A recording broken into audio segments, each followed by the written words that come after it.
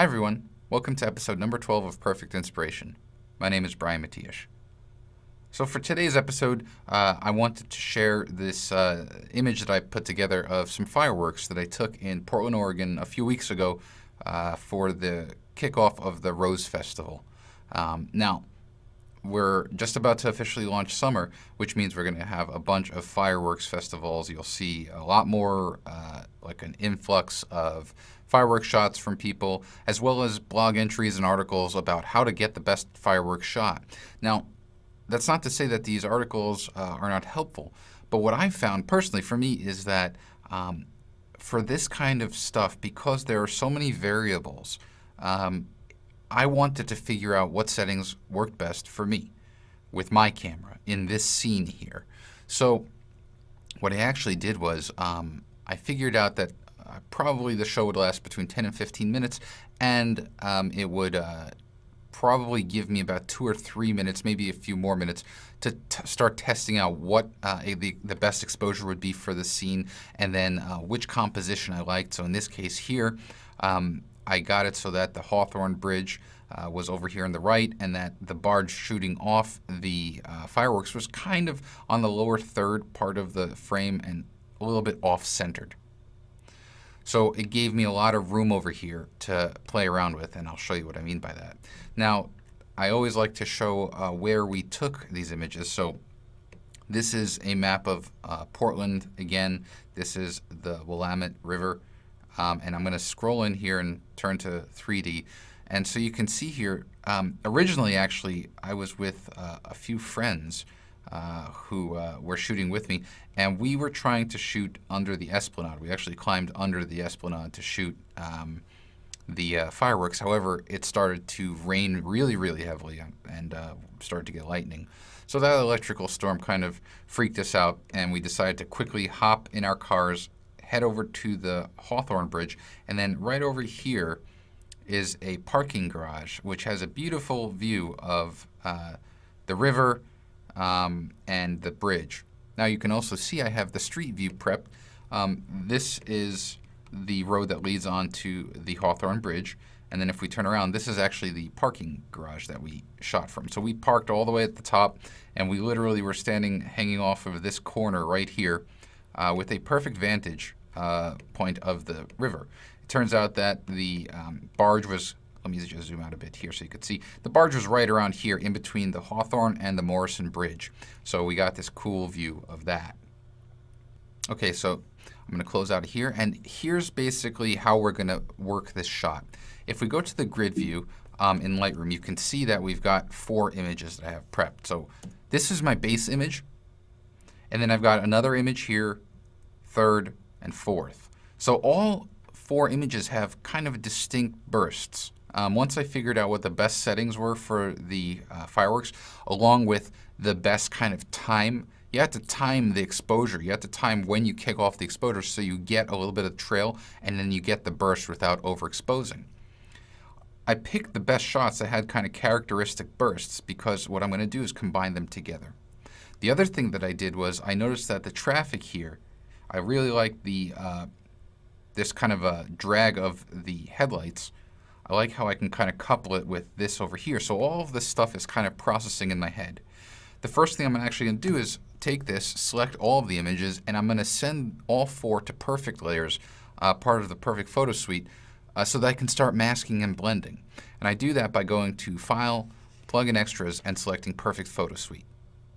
Now that we're in perfect layers, you can see that the 4 images that I selected have been applied to their own layers.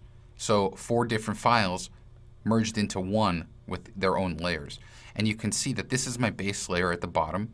I've got the a layer on top of that, and it actually has the traffic motion that I want. And then we keep going on, and you can see the different firework bursts that I'm going to incorporate. So let's start first with the traffic. I'm going to turn off these top 2 layers, and I'm only going to work with these bottom 2 layers. Now the first thing that I want to do is I want to treat this image as 2.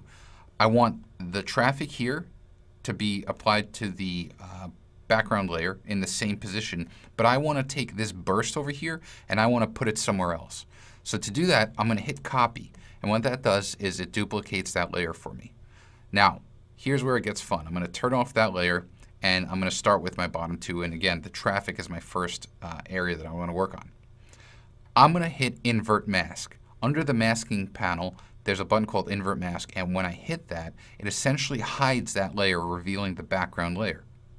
Now I'm going to take my masking brush from the tool wheel over here, and I'm going to bring up my inspector. Watch what happens when I start drawing. I'm going to pretty much draw right through this area here. Because I didn't move the camera, which was on my tripod, the exposure is pretty much consistent, and I'm able to add that extra bit of traffic while still keeping this other flow. So I add a little bit more of a dynamic feel here. It's like really busy. I love that feel of the traffic moving while the explosions of the fireworks are going on. It just gives me a very cool feel. Now that I'm done with that, this is going to be a step, this next step that I'm going to take is going to happen a few times over the course of this image. What I want to do is I want to be able to combine these two layers without actually merging them. I can hit merge and it will actually fold this one layer into the layer below it, but it's somewhat destructive. I want to be able to merge these two without actually merging them, if that makes sense. To do that, I'm going to go to the layer menu and I'm going to select new layer from composite. And what that does is you'll see here now I have a third layer. So I can actually hide these two layers. Or I can delete them, however you want to do it, but I now have a merged layer that I can continue working on. So now if I turn that top layer, remember this was the duplicate image where we used the traffic. Now I'm going to deal with the burst over here. For a scene like this, we actually have a way to kind of mask really elegantly the fireworks. And the way to do that is to change the blending mode. So by default, the blending mode of the layer is normal. If we select it and we kind of hover over, you'll start to see different blending modes. The one that I'm going to use is lighten. And what lighten does is it lets only the brighter pixels through from one layer to the other. So what I'm going to do is I'm going to take my transform tool now, and I'm going to move it and position essentially I don't care about anything here. Don't worry about the rest of the scene. I'm just looking at the fireworks over here. I'm also going to zoom out a bit because I'm going to enlarge that firework a bit. So I basically stretched it out to make it a little bit larger, and I'm going to put it kind of right over here. I'm going to zoom out a bit more, and I'm going to make it even larger. I want it to kind of really stand out. Okay, now that I've done that, you see I can still move it around. I'm going to hit apply, which will commit that transform. And then I'm going to do exactly what I did before with that traffic layer. I'm going to hit invert mask. And that, again, hides the mask. Now if I take my masking brush, make sure I'm set to paint in, you can see that I can paint that firework. Now, you might be wondering, all right, well, what about that smoke? Trust me, the way that I kind of position the smoke is that it will blend in. You see how it's kind of blending in over here? The other thing is that when we actually go to stylize and perfect effects, I guarantee you that it's going to look a lot better. Don't worry about the fact that it's kind of, there's a hard line over here. And if it does bother you, just change the painting mode over here from paint in to paint out, and you can kind of close that off a bit. But during stylization, this will all make sense. So now this is essentially, we're at this point now where we're at a step of kind of repeating process. I'm going to go ahead and by repeating process, first thing is first, I'm going to go to layer, new layer from composite, just like we did before. Every time I make an iteration, I want to kind of merge those layers together. So now I can turn these two layers off, and I've got my new master layer. I turn on the layer on top of it. Again, it's on top of the merged layers below. And I change the blending mode from normal to lighten. With that done, I take the transform tool, and I'm going to put these fireworks probably up over here. And just like before, I'm going to take my transform tool and spread it out so that it gets larger. Reposition it, and again, maybe a little bit larger. I want it to be really kind of grandiose. I'm going to zoom out a bit and make it even larger here. Now, when you're done positioning everything, just hit apply. And then what we're going to do is, just like before, we'll hit invert mask, and that hides that effect, or that layer rather. I'm going to zoom in here so we can see everything. Take the masking brush, make sure you're set to paint in here, and then just draw that firework. And it's really great because we're using that lighten blending mode. We're only getting the brighter pixels in between the two layers. So here we're getting basically, I'm essentially drawing in what I want here. A little bit of that smoke for atmosphere.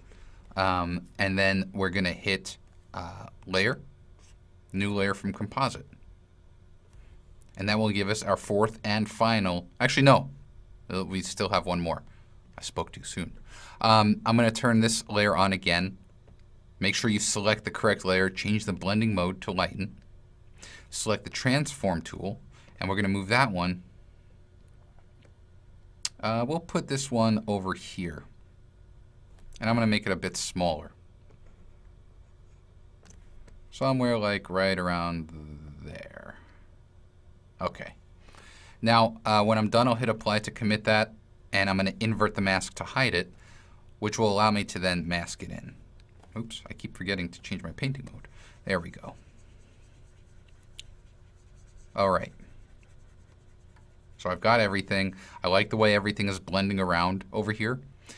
When I'm done, all I need to do is create this new layer from composite one more time, and now we have our final canvas. So with this top layer here, I can, if I want to save file size, because this will make a rather large file, I can always go ahead and merge these together. I can delete these layers. It doesn't matter because you can see the only layer I'm now concerned with is this top layer. So with it done, I'm going to click on Effects from the module selector, and we're going to stylize so you can see how we'll deal with blending everything in. All right, so now we're in Perfect Effects, and you're going to see that I'm not actually going to do so much in terms of stylization. I think that the scene stands on its own. However, I do want to kind of make it pop a bit more, make it a little bit more celebritized. So I'm going to go over to the glow category here, and I'm going to apply an effect here called Dreamland. And what Dreamland will do is it'll give the image a really, really nice kind of warm glow, and you can see that right off the bat, it does a great job of blending in those fireworks. What I'm going to do is go into the blending options here, and I'm going to change the blending mode from normal to soft light. And what I like what it does here in terms of letting in the light through and how it blends with the dark background. I actually want the background to kind of go almost to pure black. I'm going to bring that strength down just a tiny bit though, because I do want to let some of that smoke come back, and I'll hit apply. Now what I'm also going to do is I want to bring back some of that detail in the foreground because we lost a lot of it. So to do that, I'm going to select the masking bug from the tool well up here, and I'm going to click in the image. The first thing I'm going to do is bring up my inspector and kind of have it sitting off to the side over here. Oops. There it is. Now I'm going to position the bug, and I'm going to start by bringing the feather down to 0. So I want to have a hard edge. The next thing I'm going to do is kind of readjust the positioning of the bug. Let me align it a little bit better, and then bring that down. And I just basically bring it down around right below the barge. Now what I can also do is take my masking brush, and I'm going to drop that opacity down of the brush itself, and just with a tiny stroke, just kind of bring back some detail right here along the horizon, the east side of the city. So you can see here I'm just kind of, you see it's just, because it's such a low opacity, it's very forgiving. So I can drag through here. I can even make me do a few strokes up here in the tower structure of the Hawthorne. Actually, I'm going to undo just a little bit right there. All right, so that's looking really good so far. I'm going to hit Add to commit that layer, and we're going to go on, and I'm going to go over to the Color and Tone category to apply this effect here called Daily Vitamin. And this will give the image an overall contrast and color boost, just to kind of supplement what I already have here.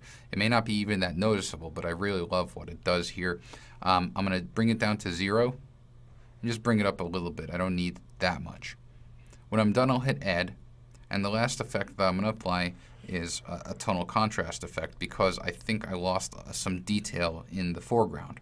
So I'm going to let tonal contrast work on the whole image for now. I'll just close my inspector. And I'm going to actually bring the local contrast slider up a bit. And I'm also going to bring the shadow recovery. So that's going to bring out shadow detail. With that done, I'm going to bring the strength down to 0 and just kind of bring it up until I'm happy. Now with that done, I'm actually going to invert the mask. So I'm going to take my masking brush, bring up the inspector, and hit invert. That hides that tonal contrast effect, and it puts the brush into a paint in mode. So with a big brush, I'm just going to paint in here. Actually, I'll bring the opacity up to 100 and just start drawing kind of along the foreground. You know, I'm kind of cherry picking the parts of the scene that I want to bring shadow out and bring texture in. So you can see here how I'm kind of getting that information there, and it's looking really nice, really sharp. And so you can see if we kind of do a quick before and after, what we were able to accomplish. And it's just a really kind of colorful, fun scene. So now that I'm done, I'll hit apply and then save, and we'll return back to Lightroom to finish things off. Okay, so we're back in Lightroom and we've got our composited image. I'm going to go to the develop module just to finish things off.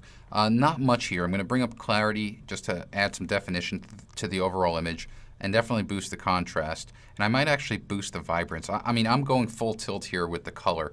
What I might do is take a graduated filter over here. I'm going to select saturation, and I'm going to drop that down a bit, and I'm going to drag it from the bottom up just to kind of desaturate a little bit of the foreground. It's too strong right now. I desaturated too much of it, so I'm going to bring it back. But I felt that it was a bit too heavy and distracting, so I'm actually going to desaturate it just like I did over there. The other thing that I'll do is take an adjustment brush and select the clarity slider here. I'll bring that up, and I'm just going to draw some more clarity right in the body of the fireworks just to add even more definition. I want them to really pop off of the screen. So you can see how we're getting all that really fun definition over there. So now you can see, watch, let's go to the grid view for a second, and let's just kind of take just like one of these. Let's say this was the one shot you took. Now imagine if you took a few different shots. You've spent the time to get the proper exposure and the proper composition, and you're able to do this, which is just a lot of fun. This to me is what I want to remember from the Rose Festival. So make sure when you're out shooting, you take that into consideration so that you get the best possible shot for yourself.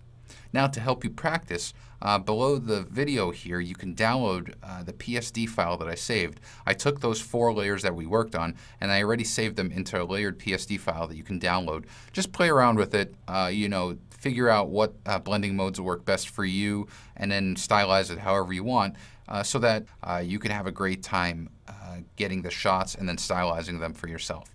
So thanks a lot, and I'll see you next week.